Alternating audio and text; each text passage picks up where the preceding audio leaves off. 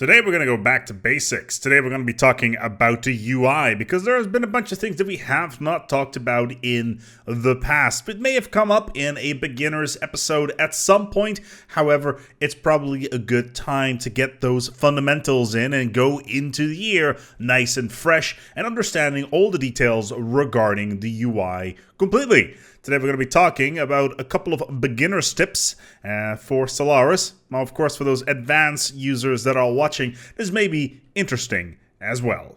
So we're going to start things up with a classic, but one that is incredibly important to your mechanics and basically getting grips of the game without giving yourself some sort of injury to your wrist. Now, I have touched upon this in the beginner's video before. However, I think it's very important that we get back to this particular subject because it's so important to know and you may have missed it. So let's say we have ourselves a science ship, right? Okay, got ourselves a science ship. It's really cool. We can do quite a lot of stuff with this, but we want to survey, obviously. So we hit the survey button. We hit shift. We get an order, 7 orders being added. We will keep on holding shift, go to the next system. So basically what will happen here is we will start queuing up all of these orders for this science ship. So if we re-click this, it's fine. That's perfectly fine. But in this particular case, a anomaly has popped up on a different planet. And we totally want to get that first because juicy tech. So what we could do, for instance, is hit the shift key, right click, and then do all the research projects. And then we'll automatically add it to the queue. However, in a couple of scenarios, you'll want to do these immediately, mainly if there is a timed special project or something along those lines. Now, instead of right-clicking and just do this project immediately and losing the rest of the queue, which we just did, we can just re-add all that stuff and basically have all this stuff set up. There's a way of actually moving this item to the front of the queue. So we hit Control, we hit Shift, and we click on this and go for research projects in this system.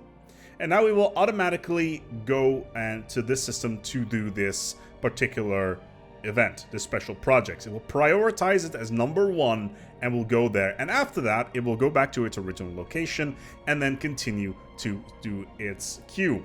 This right here, for me, probably one of the most important things that will stave off you having huge problems with RSI.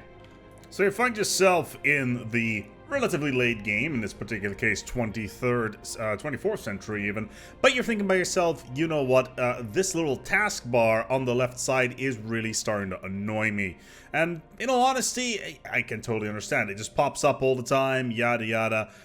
Sure, you've learned by now the hotkeys like F1, F2, F3, F4, etc. But you kind of want to, you're playing on a double screen setup maybe, and you want to move from your full screen border window and just back and forth. And, it keeps on popping up. Turns out there's a really useful little button there, right there, that you may have overlooked. Now, what is this button, you say? Well, we can go down here. There's a little lock right down here. This is the navigation bar lock, and it's a little bit temperamental still. I'm still interesting to use it, but if we click it, there you go.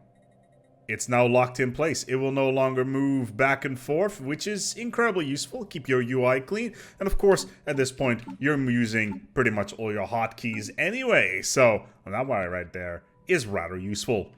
So let's say you want to have a completely customized game experience with species that you have specifically set up to play against. But due to the randomized versions of the game, it basically means that there is almost no way to play against species that you will know will pop up. Unlike, say, for instance, in Civ, where you can say, hey, I want to play against these nations. It turns out you, in fact, can. So let's say that I want to play as said tall boys, which is totally possible, and I want to at least encounter the Steve collective consciousness. There's this little button here called Empire Spawning. If you click it, it allows it for spawning, and then there's a chance that it will spawn, and if you click it one more time, it will be forced. This means that, in this particular case, Steve will always spawn in your game. Interns Incorporated, the Mega Church will always spawn. The Cuddle Muffins, they will always spawn. The Empire, well, they're currently broken in this particular case.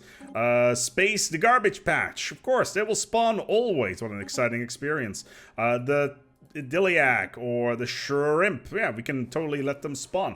So this can only be done with custom empires. You can do this with other empires as well by editing them and then saving them, thus them becoming a custom empire. But if we go, for instance, now into a game and then quickly have things load up, you will see that if we go into the observer mode, all the other empires that we have, in fact, forced to spawn will in fact be on the map. Let's take a look here.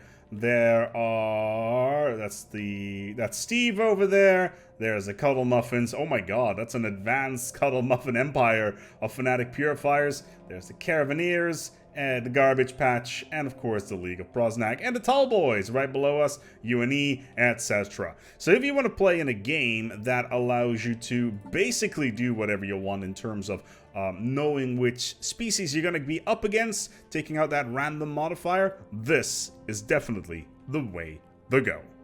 Another thing that's incredibly useful is in the case that you do not like sectors in any way, shape, or form.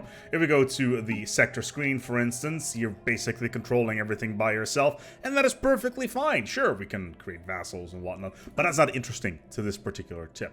Let's head over towards the outliner. Here are all our sectors. We can close them, we can just move them around, etc., etc. And having all of these little tabs by itself can be a little bit of a hassle to navigate. So how can we actually make this a little bit more of a streamlined experience? Turns out there's a little outliner option that you can click, and it will bring up this here menu, which basically allows you to completely customize your outliner. And in this particular case, let's say that you don't want to have sectors. Let's click the sector button.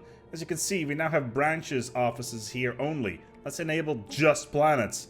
My god, it is just planets. And not only does this make things significantly cleaner, also it's a lot easier to see where things are going down on your planets. In addition, what you could also do is say, let's go to a sector, and let's say that our sector needs a couple of tools. In this particular case, it's Xeno resources, so let's re-enable those sectors. So manufacturing actually would probably be a better option here. Let's go to a balanced focus, and considering we've set a focus, that sector is no longer visible due to us having enabled the show with active focus. So if we click this one again, it will pop back up, and we can disable it, enable it whenever we need it, thus cleaning up the outliner quite nicely. If we put this on disabled again, it will pop up, but in my personal opinion, just running like this is a lot more efficient and a lot cleaner. Let's say that you are at war, and you don't want to go into the outliner every single time just to, navigate to your fleets and being quick on your feet, trying to, fly your stuff around. For instance, I had to go all the way down to the outliner here to find this fleet because we are apparently fighting a fallen empire. And being quick here is, of course, a little bit important because even though it's a possible real time, you still want to make sure that, you don't have to navigate through 25 million menus in order to get where you need to go. Regardless, turns out the game does support hotkeys. Of course it supports hotkeys. We still already have the hotkeys from the taskbar. The good thing is, however, is that ships also can be set to hotkeys. So let's say here we got our Federation fleet. It's got 50k. I want to be able to quickly select it. Let's hit Control and 1. There you go. Super easy. Our secondary fleet, Control 2. Totally possible. Want to select all 3 of them? Done. That's 4 right here. So if in this case we hit 1, selects the Alliance fleet. Number 2 selects the other fleet. Number 4 in this particular case selects both of them. And you can do this with multiple things as well. For instance, now we've selected all fleets by hitting the 4 button, and then just mosey them over just to make sure that we can have a little bit of fun and streamline our experience a little bit. Of course, if you want to remove them, it's quite easy. We just right-click on the button here, remove the hotkey, and there it is. It is gone. Gone completely. No longer will you have to go all the way through the outliner and select ships by manually. You can easily just hit 1, 2, 3, 4, and whatever hotkey you have selected through your various fleets. Okay, I'm going to tell you a little secret. There is a place that you may not know exists in the game, and it's incredibly hidden. And in all honesty, it's probably one of the best resources available when it comes to information about Stellaris. This is the Wiki. There is a Stellaris Wiki. You may have seen it online, but this means that you may have need to browse out of the game in order to find the information available. You don't have to.